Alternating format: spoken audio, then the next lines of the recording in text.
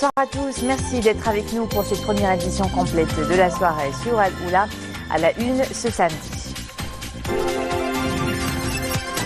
À l'ouverture de la session parlementaire d'automne, le discours royal met l'approche participative au cœur de la refonte du modèle de développement. Sa Majesté le Roi y invite l'accélération de la mise en œuvre de la régionalisation avancée et réitère l'ancrage africain du Royaume. La traduction intégrale du discours royal dans un instant. À Marrakech, Son Altesse Royale, la princesse Ella Selma préside l'inauguration du musée Yves Saint-Laurent. À proximité du jardin Majorelle, le lieu est un écrin de beauté et accueille une partie de la collection de la Fondation Pierre Berger Yves Saint-Laurent. Le Bureau central des investigations judiciaires déjoue un plan terroriste visant à porter atteinte à la stabilité et à la sécurité du Royaume. Une cellule présumée terroriste de 11 éléments partisans de Daesh est démantelée. Il s'activait dans plusieurs villes du Royaume. L'accélération de la régionalisation avancée, la place centrale accordée aux jeunes et la nécessité de réviser le modèle de développement actuel. Une feuille de route établie hier par Sa Majesté le Roi Mohammed VI dans son discours à l'ouverture de la première session de la deuxième année législative de la 10e législature.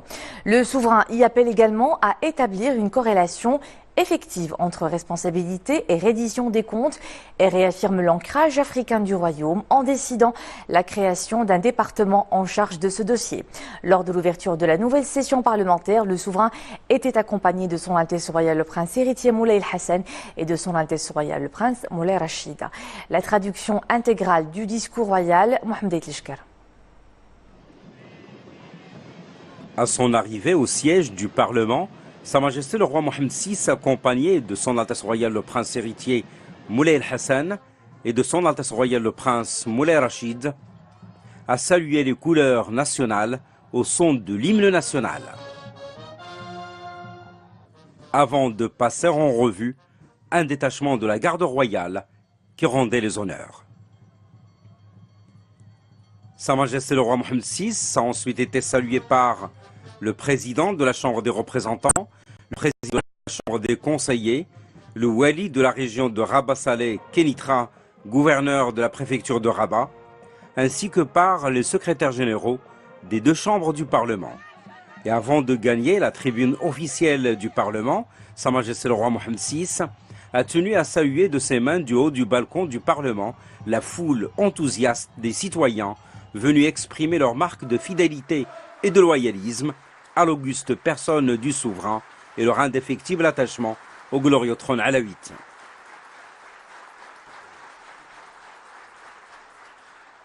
Et après la lecture de versets du Saint-Coran, Sa Majesté le Roi Mohammed VI a prononcé un important discours devant les membres des deux chambres du Parlement, à l'occasion de l'ouverture de la première session de la deuxième année législative de la 10e législature. Louange à Dieu, prière et salut sur le prophète, sa famille et ses compagnons. Mesdames et messieurs les honorables parlementaires, c'est avec une réelle joie et une égale fierté que je viens une nouvelle fois à votre rencontre aujourd'hui, comme j'ai coutume de le faire chaque année, à l'ouverture de l'année législative du Parlement. Cette session fait suite au discours du trône, dans lequel nous avons identifié les difficultés qui empêchent l'évolution de notre modèle de développement et constaté les dysfonctionnements qui sévissent à tous les paliers de l'administration et au niveau des conseils élus et des collectivités territoriales. Dans ce contexte, prendre un temps d'arrêt pour engager une réflexion critique répond à une exigence du moment. Ce n'est nullement une fin en soi, ni le terme du processus. Cette pause marque plutôt l'avènement d'une étape cruciale où il sera question d'établir une corrélation effective entre responsabilité et reddition des comptes. Il viendra alors de rechercher activement des réponses et des solutions appropriées aux problèmes urgents et aux questions pressantes des citoyens. Mesdames et messieurs les parlementaires, nous ne critiquons pas pour le plaisir de critiquer tout en laissant les choses en l'état. Notre volonté est plutôt de redresser la situation en veillant à rectifier les erreurs commises et à corriger les dysfonctionnements constatés. Nous posons les jalons d'une approche efficiente et balisons le terrain pour une marche d'un genre renouveau. De fait, l'action que nous menons s'inscrit au cœur de nos prérogatives constitutionnelles. Elle illustre notre ferme volonté d'aller de l'avant dans la dynamique de réforme et de donner l'exemple à toute personne ou entité chargée de la gestion de la chose publique. En notre qualité de garant de l'état de droit, ayant la charge de veiller au respect de la loi, que nous sommes du reste le premier à appliquer, nous n'avons jamais hésité à sévir contre quiconque est convaincu de négligence dans l'accomplissement de son devoir national ou professionnel. Dans l'état actuel des choses, une plus grande fermeté s'impose pour rompre avec le laisser-aller et les pratiques frauduleuses qui nuisent aux intérêts des citoyens. Mesdames et messieurs les parlementaires, les problèmes sont connus et les priorités sont claires. Nous n'avons nul besoin de recourir à d'autres diagnostics vu qu'il y a déjà pléthore en la matière. À maintes reprises, nous avons fait le point de la situation et pris la pleine mesure des dysfonctionnements, lesquels sont connus de tous les Marocains. Car, que demande-t-on en définitive? En premier lieu, une mise en œuvre efficace des projets de développement programmés et mis en chantier. Corrélativement, la recherche de solutions pratiques et réalisables aux vrais problèmes des citoyens et des réponses adaptées à leurs demandes raisonnables et à leurs attentes légitimes en termes de développement, d'éducation, de santé, d'emploi, etc. En parallèle, il importe d'assurer un suivi rigoureux et continu de l'état d'avancement des programmes sociaux et développementaux et d'accompagner les travaux engagés en les soumettant à une évaluation régulière et intègre. À cette fin, nous avons décidé la création d'un ministère délégué auprès de celui des Affaires étrangères, chargé des affaires africaines et plus particulièrement de l'investissement, ainsi que la mise en place de 2 cellules de suivi, l'une au ministère de l'Intérieur et l'autre au ministère des Finances. En outre, nous donnons nos orientations à la Cour des comptes pour qu'elle remplisse ses missions de suivi et d'évaluation des projets publics lancés dans les différentes régions du Royaume. Aujourd'hui, les Marocains ont besoin d'un développement équilibré et équitable, garant de la dignité de tous, générateur de revenus et d'emplois, notamment au profit des jeunes. Un développement qui contribue à instaurer un climat de tranquillité et de stabilité et qui favorise une insertion réussie dans la vie familiale, sociale et professionnelle que chaque citoyen appelle de ses vœux. Il souhaite aussi la généralisation de la couverture médicale et la facilitation de l'accès digne de tous à de bons services de santé. Aujourd'hui, les Marocains veulent que leurs enfants bénéficient d'un enseignement de qualité qui ne se limite pas à développer des aptitudes de lecture et d'écriture, mais qui leur offre la garantie d'embrasser le monde du savoir et de la communication. Un enseignement de qualité qui leur permette d'accéder au marché du travail et de s'y insérer aisément, et qui contribue à la promotion individuelle et collective, et non un enseignement qui fonctionne comme une machine à fabriquer des légions de diplômés chômeurs. Les Marocains ont également besoin d'une justice équitable et efficace. Ils ont besoin d'une administration à leur service et au service de l'intérêt général, incitant à l'investissement, stimulant le processus de développement loin de toute forme de clientélisme, de corruption et de prévarication. Mesdames et messieurs les parlementaires, si le Maroc a réalisé des progrès manifestes mondialement reconnus, le modèle de développement national en revanche s'avère aujourd'hui inapte à satisfaire les demandes pressantes et les besoins croissants des citoyens, à réduire les disparités catégorielles et les écarts territoriaux et à réaliser la justice sociale. À cet égard, nous invitons le gouvernement, le Parlement et les différentes institutions ou instances concernées, chacun dans son domaine de compétences, à reconsidérer notre modèle de développement pour le mettre en phase avec les évolutions que connaît le pays. Nous formons le souhait que soit élaborée une conception intégrée de ce modèle, propre à lui insuffler un nouveau dynamisme, à dépasser les obstacles qui freinent son évolution et à apporter des remèdes aux faiblesses et autres dysfonctionnements révélés par les évaluations menées sur le terrain. Fidèle à l'approche participative dont nous nous prévalons toujours pour aborder les problématiques nationales majeures, comme la révision de la Constitution et la régionalisation avancée, nous appelons à ce que soit associé à ce processus de réflexion l'ensemble des compétences nationales, des acteurs sérieux et des forces vives de la nation. En outre, nous appelons tout un chacun à faire montre d'objectivité, en appelant les choses par leur nom, sans complaisance ni fioriture, et en proposant des solutions innovantes et audacieuses, quitte à s'écarter des méthodes conventionnelles appliquées jusqu'ici, ou même à provoquer un véritable séisme politique. Nous voulons qu'à l'échelle de la nation soit observée une escale, donnant le temps de se pencher collectivement sur les questions et les problèmes qui préoccupent les Marocains. Nous contribuerons ainsi à éveiller une prise de conscience de la nécessité de faire évoluer les mentalités qui font obstruction à la réalisation du développement global que nous souhaitons. Tout en réaffirmant notre volonté de suivre cette question, nous attendons de prendre attentivement connaissance des propositions et des mesures qui seront adoptées pour servir de base à l'élaboration du projet d'un nouveau modèle de développement. Mesdames et messieurs les parlementaires, quel que soit le niveau de maturité atteint par notre modèle de développement, il aura toujours une rentabilité limitée s'il ne s'appuie pas sur des mécanismes efficaces capables d'assurer son évolution au niveau local et régional. Voilà pourquoi nous avons constamment appelé à agir avec plus de célérité dans le domaine de la régionalisation avancée, car sa mise en œuvre pleine et entière apportera des réponses tangibles aux demandes sociales, aux attentes en développement qui s'expriment dans les différentes régions du royaume. En effet, la régionalisation n'est pas seulement un ensemble de lois et de procédures administratives. Elle est fondamentalement l'expression d'un changement profond dans les structures de l'État. Elle est aussi le support d'une approche pratique en matière de gouvernance territoriale. Bien plus, elle est le moyen le plus efficace de venir à bout des problèmes locaux et de satisfaire les demandes des populations qui en sont affectées. En effet, la régionalisation repose sur deux fondements: être à l'écoute des citoyens et les associer à la prise de décision, notamment à travers leurs représentants au sein des conseils élus.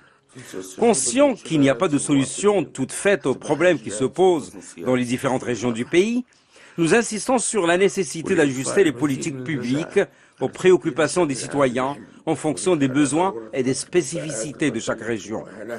Pour garantir une gestion encore plus efficace des affaires publiques locales, nous mettons l'accent sur la nécessité de combiner le transfert des compétences aux régions à celui de ressources humaines qualifiées et de moyens financiers suffisants.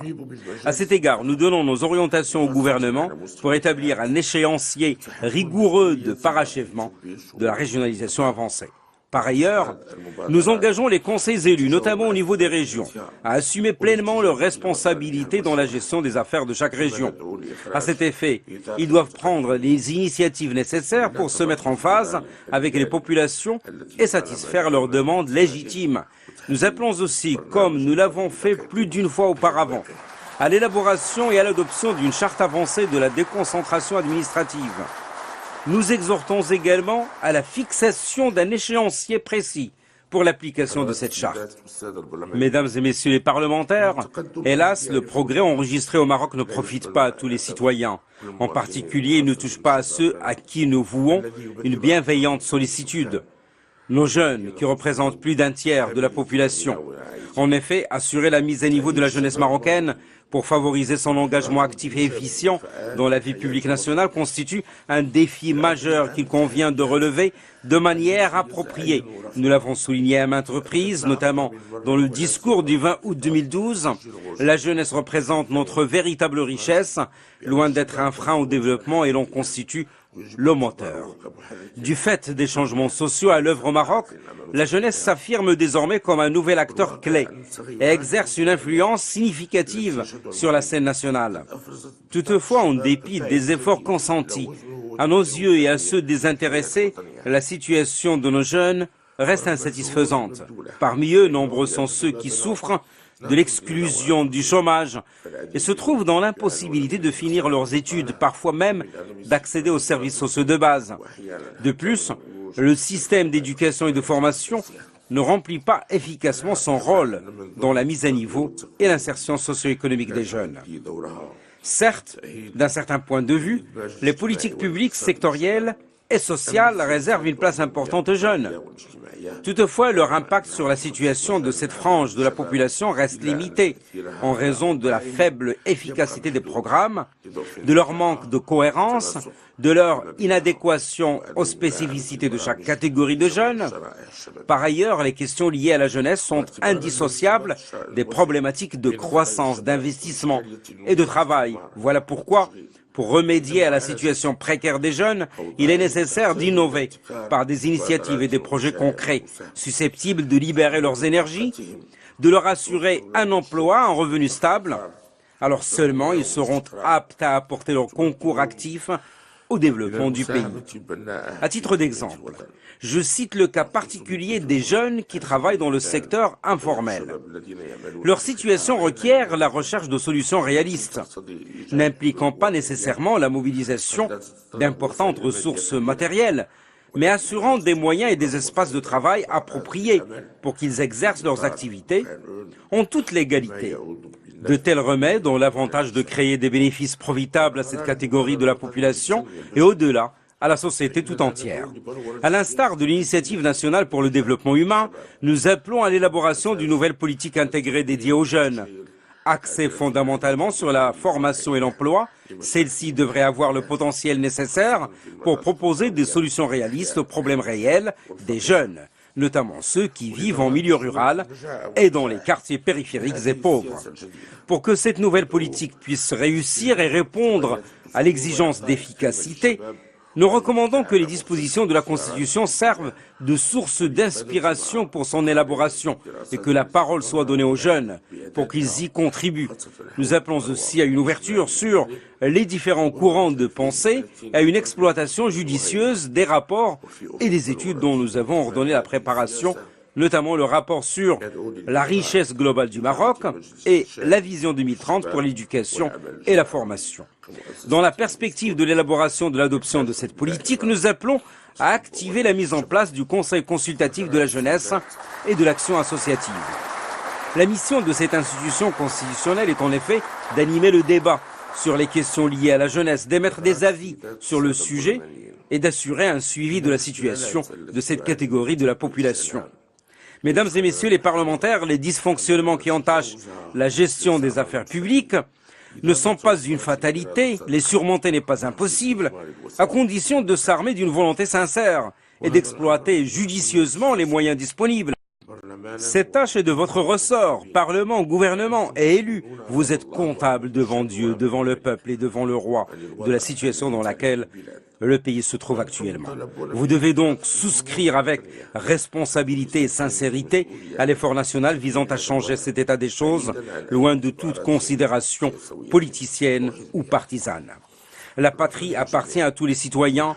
L'ensemble des Marocains ont donc le droit de bénéficier des bienfaits du progrès et des fruits de la croissance. Soyez donc, que Dieu vous garde, à la hauteur de la lourde responsabilité nationale qui vous incombe. Œuvrez dans l'intérêt bien compris de la nation et des citoyens. Dieu a dit dans son livre saint, puis une fois que tu t'es décidé, confie-toi donc à Allah. Allah aime en vérité ceux qui lui font confiance. Véridique est la parole du Seigneur.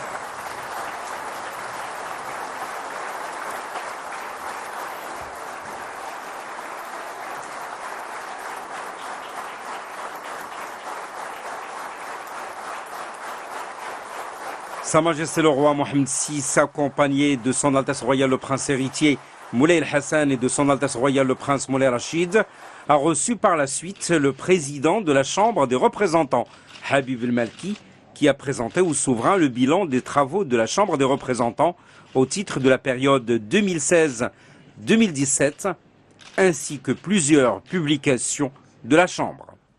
Sa Majesté le roi a également reçu le président de la Chambre des conseillers, Abdelhakim Belchemash, qui a présenté au souverain le bilan d'activité de la Chambre des conseillers au titre de la période 2016-2017, ainsi qu'un ensemble de publications.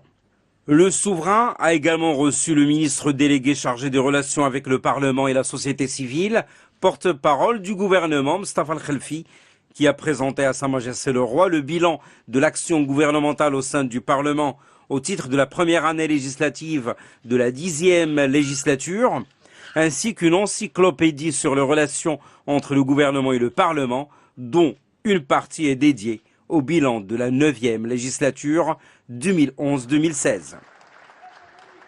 Sa Majesté le roi Mohammed VI a ensuite présidé une réception organisée en l'honneur des parlementaires, à l'occasion donc de la première session de la 2e année législative de la 10e législature.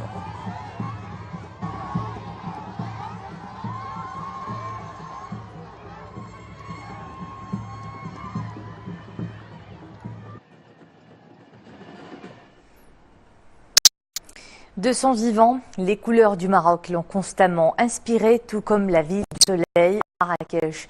Le grand couturier français Yves Saint Laurent a désormais un musée qui porte son nom dans la cité Ocre. Le lieu renvoie à l'héritage majeur de cette icône de la haute couture. Le musée a été inauguré aujourd'hui par son Altesse royale la princesse Lalla Selma, à seulement 2 pas du jardin Majorelle.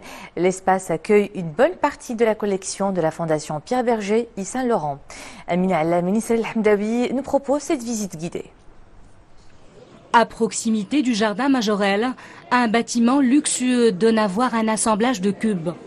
Son design architectural est à l'image du maître incontesté de la haute couture française, Yves Saint Laurent.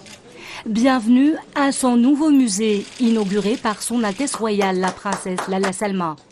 L'espace est consacré à l'œuvre du grand couturier, pour qui la ville Ocre fut une source d'inspiration infinie.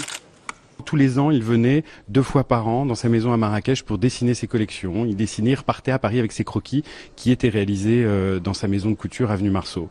Donc ce qu'on veut montrer, c'est ce lien. Après, c'est un hommage à Yves Saint Laurent, évidemment, un hommage au Maroc, avec l'architecture aussi, qui est une interprétation contemporaine, je dirais, de l'architecture marocaine. Son Altesse royale la princesse Lalla Selma a visité une exposition temporaire intitulée « Jacques Majorelle et le Maroc ». Comme Yves Saint Laurent, l'homme était un grand amoureux du royaume. Au début, il y a 4 ans, l'idée c'était de faire un musée pour exposer l'œuvre d'Yves Saint Laurent. Mais en fait, on a compris, M. Berger a voulu faire quelque chose de plus important que ça, donc comme un centre culturel. Nous avons une salle d'exposition temporaire où là, à l'inauguration, nous allons présenter les œuvres de Jacques Majorelle provenant de les collections privées marocaines et aussi quelques institutions marocaines. Son Altesse royale la princesse Lalla Selma a également visité la salle d'exposition permanente d'Yves Saint Laurent. Ici, une partie de sa collection de tenues est mise en valeur, dont la pièce culte du grand couturier, la robe Mondrian. J'ai travaillé plus de 40 ans avec monsieur Yves Saint Laurent et Pierre Berger et gentiment monsieur Berger m'a demandé de le rejoindre dans le choix des robes. Donc je suis venue ici pour faire le montage des robes et tout terminé avec Kevin. Nous avons fait donc le positionnement des mannequins et surtout beaucoup travaillé avec Christophe Martin, le magnifique scénographe de cette exposition, dont je suis très heureuse parce que le résultat, je pense, affirme vraiment la modernité d'Yves Saint Laurent.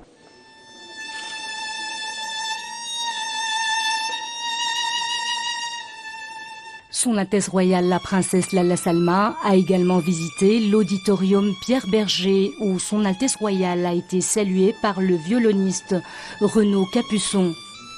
Plus qu'un musée, ce lieu est un écrin féerique qui plongera les passionnés de la mode et de l'art dans l'univers créatif et raffiné de Saint Laurent, l'homme qui a révolutionné la garde-robe féminine tout en douceur.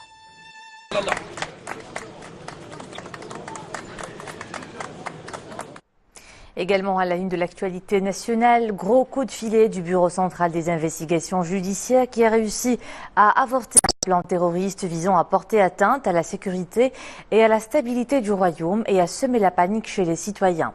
Le bureau a ainsi démantelé une cellule présumée terroriste de 11 éléments partisans de Daesh qui s'activaient dans plusieurs villes du royaume.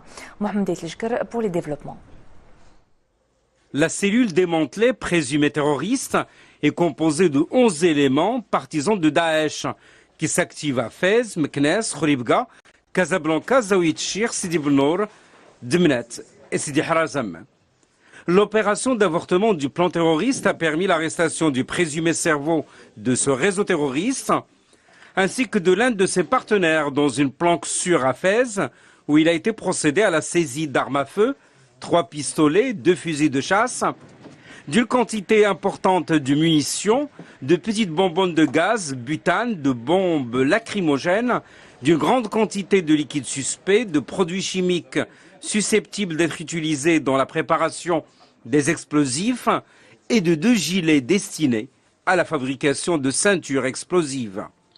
La saisie a porté également sur des fils électriques, des clous et des sacs comportant des pesticides toxiques, 4 extincteurs, des bâtons électriques et télescopiques, des appareils de télécommunication, plusieurs équipements électriques, des armes blanches de différentes tailles, outre des menottes plastiques et des sommes d'argent.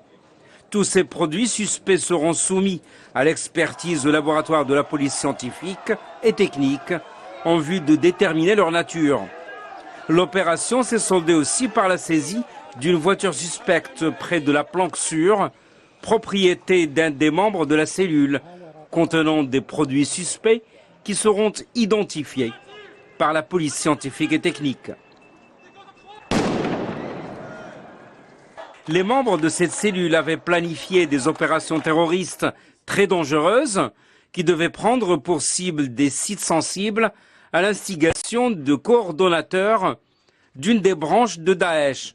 L'aspect dangereux de cette cellule réside dans la grande expertise accumulée par l'un de ses membres dans la fabrication d'explosifs et d'engins piégés.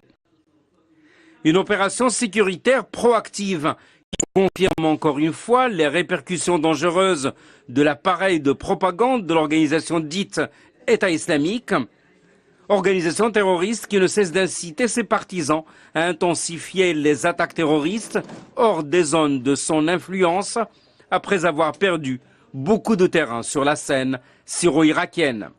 Les suspects seront traduits devant la justice aussitôt terminée l'enquête qui se poursuit sous la supervision du parquet. L'UNESCO a une nouvelle directrice générale en la personne de l'ancienne ministre française de la Culture Audrey Azoulay. Hier, il a obtenu 30 voix sur les 58 que compte le Conseil exécutif contre 28 pour son rival qatari Hamad Ben Abdelaziz Al-Kawari. Audrey Azoulay succède à la Bulgare Irina Bokova. Je vous propose d'écouter celle qui dit avoir une vraie envie pour ce poste parce qu'il porte des valeurs universelles et humanistes. Même si les enjeux d'aujourd'hui, ce ne sont pas les enjeux d'hier, mais les enjeux d'aujourd'hui, les enjeux de demain, tous passent par l'action collective si nous voulons les affronter, et tous passent par les domaines d'action de l'UNESCO et par ce mandat qui reste tout à fait pertinent. Et si je suis confirmée et amenée à diriger cette institution, la première chose que je ferai sera de m'attacher à restaurer sa crédibilité, la confiance des États membres, son efficacité, afin qu'elle puisse agir, parce qu'elle est la seule à pouvoir le faire de façon durable sur les enjeux qui sont ceux de notre monde. Raqqa, en Syrie, en passe de tomber. Des dizaines de terroristes de Daesh se rendent. 3 ans après sa fulgurante ascension en Irak et en Syrie, l'organisation se trouve acculée dans ses derniers fiefs face aux offensives soutenues par les États-Unis et la Russie. Les forces démocratiques syriennes ont progressivement repris près de 90% de la ville.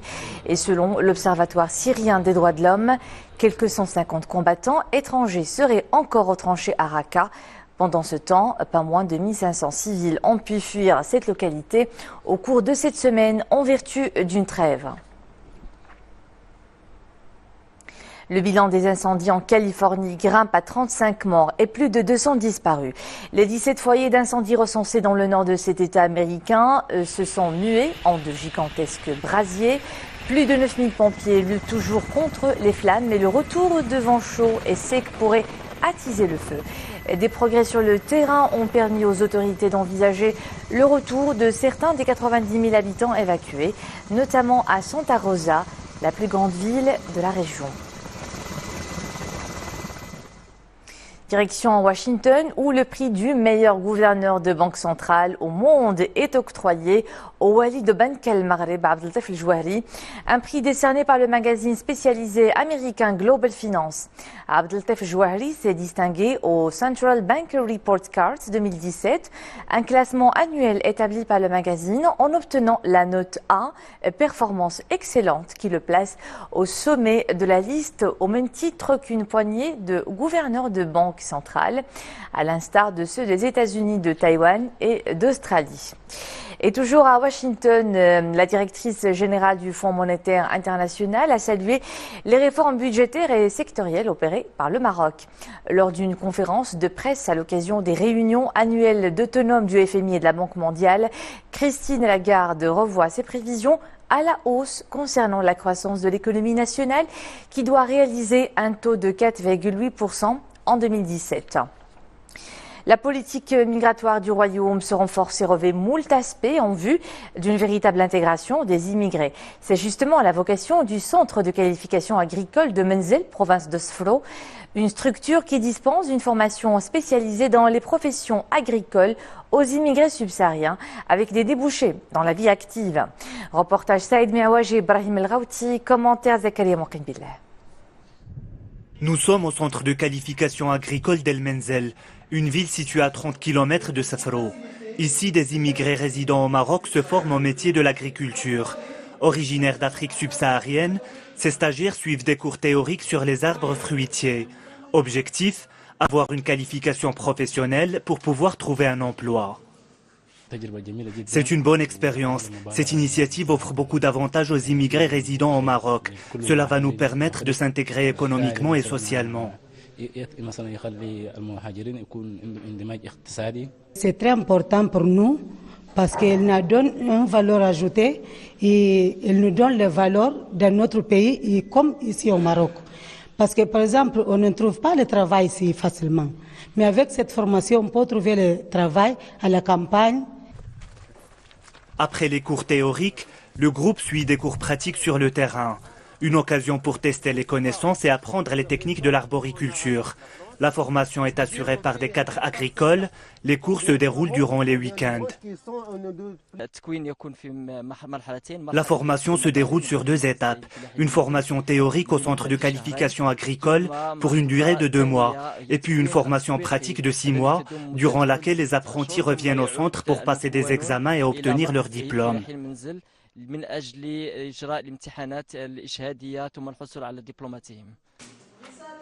En plus de les former au métier de l'agriculture, le centre de qualification agricole d'El Menzel offre à ses stagiaires l'hébergement tout au long de leur cursus. Une initiative pour leur intégration dans le tissu économique et social du pays. L'Eurafrica Trail revient sur les sentiers du parc national de Talassemtane à Chefchaouen avec une route de 37 km. La course est une escapade en pleine nature, un parcours sportif qui a le souci de promouvoir les valeurs de solidarité et de partage dans un environnement 100% écolo. Le programme et les étapes de cette édition avec Sarah Hajjaj, directrice d'Eurafrica Trail. Aujourd'hui, Chaouen vit les émotions du trail intercontinental Eurafrica Trail, le premier trail au monde qui commence au continent européen et qui finit en Afrique et précisément au Maroc et plus précisément au parc national Talassemtane de Chaouen. La première et la deuxième étape ont été à Jbel Tarek et au parc national Al-Cornocales à la ville d'Algeciras. Ce marathon, dans sa deuxième édition, passe par 3 étapes et en totalité, c'est 90 km. L'étape de Chaouen de 40 km donc passe par la province de Chaouen et au sein du parc national de Talassemtane. Ce marathon connaît la participation de plus de 13 pays partout dans le monde avec plus de 300 participants entre amateurs et professionnels. Et c'est la fin de ce journal. Merci à vous de nous suivre. L'information est de retour à 21h avec Marie Melofir. Et demain, c'est Boukrim Rabrit que vous retrouvez à 19h. Très bon week-end à tous.